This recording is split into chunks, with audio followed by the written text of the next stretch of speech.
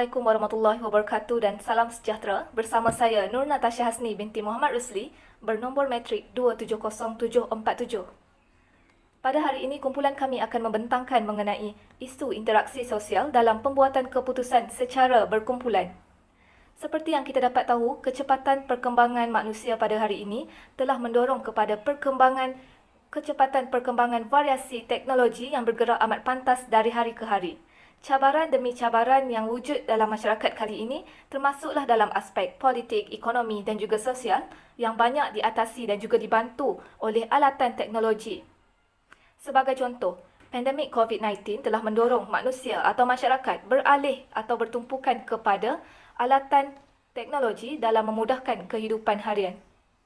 Pembuatan keputusan berkumpulan turut memerlukan pelaksanaan rangka kerja dan juga peraturan tertentu dalam mendapatkan jalan penyelesaian yang memuaskan. Kewujudan teknologi telah membantu sesebuah kumpulan untuk melakukan perbincangan demi perbincangan dalam mendapatkan kata sepakat.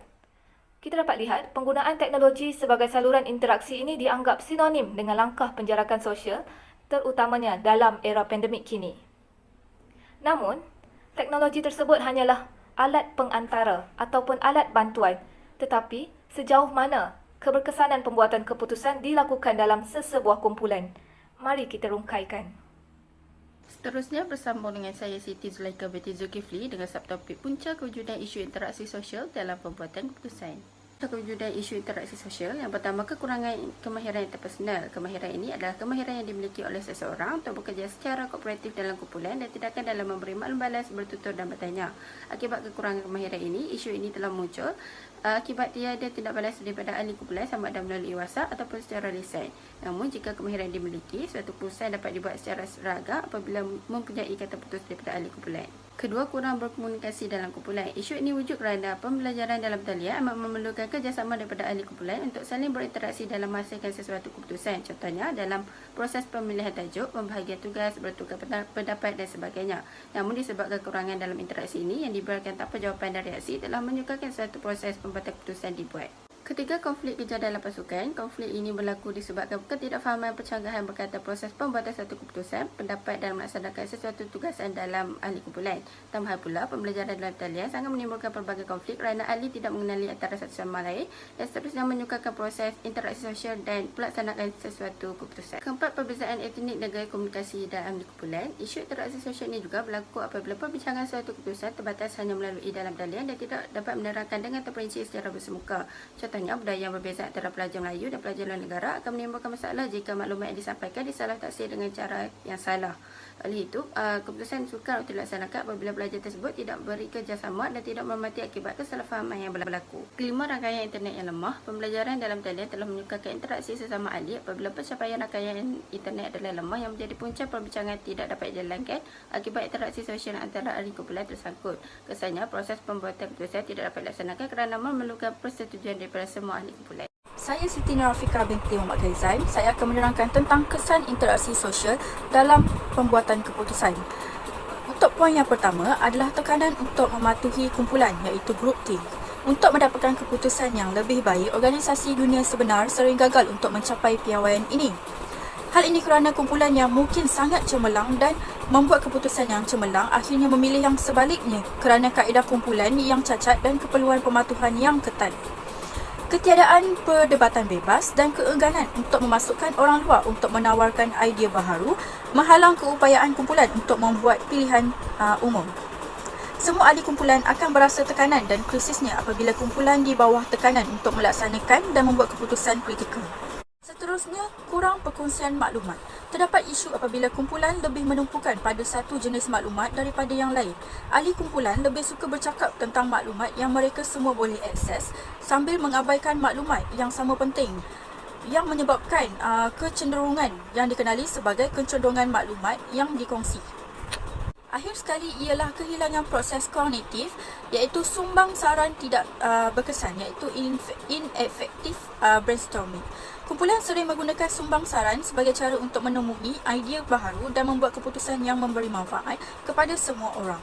Pencabaran fikiran secara bersemuka dihalang oleh hakikat bahawa berada bersama orang lain dalam satu kumpulan mengehadkan keupayaan mereka untuk menjana dan menyampaikan idea. Isu yang dikenali sebagai sekatan pengeluaran berlaku apabila individu kehilangan jejak apa yang ahli lain katakan kerana mereka sibuk merumuskan pemikiran mereka. Seterusnya, berita kembali bersama saya, Siti Rokiah binti Yusof dengan nombor matrik 270545. Jadi, saya akan merungkaikan langkah menangani isu interaksi dalam kumpulan ini. Salah satunya ialah pemilihan media. Memilih saluran media untuk berkomunikasi adalah memilih bentuk-bentuk media untuk menyampaikan mesej. Antara bentuk media yang boleh digunakan untuk berinteraksi antara kumpulan adalah lisan, bersemuka dan mengadakan mesyuarat melalui platform maya. Sebagai contoh, Google Meet untuk mengadakan perbincangan antara kumpulan bagi membincangkan pengagihan tugasan. Jadi melalui perbincangan atau mesyuarat online ini secara tidak langsung memberi impak yang positif terhadap kumpulan oleh kerana ahli-ahli kumpulan yang pasif di dalam kumpulan WhatsApp yang seringkali menghiraukan, mengabaikan mesej di WhatsApp akan menyuarakan pandangan kerana mereka terpaksa berkomunikasi apabila ditanya dengan soalan ketika sesi perbincangan tersebut diadakan. Seterusnya, kerjasama pasukan. Kerjasama pasukan boleh ditakdirkan sebagai bekerjasama untuk memaksimumkan kekuatan ahli-ahli kumpulan dan meminimumkan kelemahan-kelemahan. Ahli kumpulan yang berkarisma sepatutnya dilantik menjadi ketua kumpulan untuk memimpin pasukannya supaya informasi-informasi yang diterima disampaikan dengan pantas di dalam kumpulan. Jadi, langkah yang mesti dilakukan oleh pemimpin atau ketua untuk mengukuhkan kerjasama pasukan adalah untuk menyuntikkan semangat dan sentiasa bersungguh-sungguh untuk melakukan tugasan yang diberi kepada mereka. Langkah yang seterusnya ialah nominal group teknik atau teknik kumpulan nominal. Teknik kumpulan nominal NGT adalah teknik pemasaran berstruktur yang digunakan untuk menghasilkan sejumlah besar idea yang berkaitan dengan sesuatu isu sambil memastikan semua ahli kumpulan mempunyai penyertaan yang sama dalam pembangunan idea menurut Dalbach 1975. Jadi NGT ini bukan sahaja digunakan untuk menjana sejumlah besar idea tetapi juga untuk mengutamakan idea tersebut dan seterusnya idea yang mendapat majoriti undian boleh dipilih. Jadi NGT biasanya digunakan untuk mengenal pasti masalah dan menjana penyelesaian kepada masalah ini. Teknik ini amat berguna untuk kumpulan yang tidak biasa berinteraksi, kumpulan yang tahap ketegangan selalunya tinggi atau kumpulan yang perbezaan status antara ahli kumpulan akan menghalang perbincangan terbuka. Assalamualaikum, bersama saya Nur Syazwana binti Samsul Bahri, nombor matrik 272236. Kesimpulannya, dalam menguruskan sesebuah kumpulan, sudah pasti tidak akan lari daripada menghadapi situasi di mana ia memerlukan pembuatan keputusan secara tepat dan bijak. Terdapat pelbagai punca yang menyebabkan kewujudan isu interaksi sosial dalam pembuatan keputusan seperti dari segi kekurangan kemahiran interpersonal dalam kalangan ahli kumpulan, kekurangan dari segi komunikasi antara ahli kumpulan, terdapat konflik ketika melakukan tugasan secara dalam kumpulan, juga terdapat perbezaan etnik serta gaya komunikasi dan mempunyai rangkaian internet yang lemah juga merupakan isu dalam pembuatan keputusan. Oleh itu, dalam membuat sesuatu keputusan bukanlah suatu perkara yang mudah bagi seseorang. Tetapi dengan mengambil kira punca dan mencari jalan penyelesaian bagi setiap punca tersebut dalam membuat keputusan secara dalam kumpulan akan memudahkan pembuatan keputusan tersebut. Oleh itu, langkah yang paling berkesan adalah dengan melalui muafakat di mana muafakat ini merupakan kegiatan yang bertujuan untuk mencapai kesepakatan di dalam sesebuah kumpulan. Di samping itu, setiap ahli kumpulan yang memberi idea atau pendapat akan didengar dan diambil perhatian. Hal ini kerana objektif muafakat adalah untuk mendapatkan dan menggunakan idea yang terbaik yang telah diberikan oleh setiap ahli kumpulan. Sekian, terima kasih.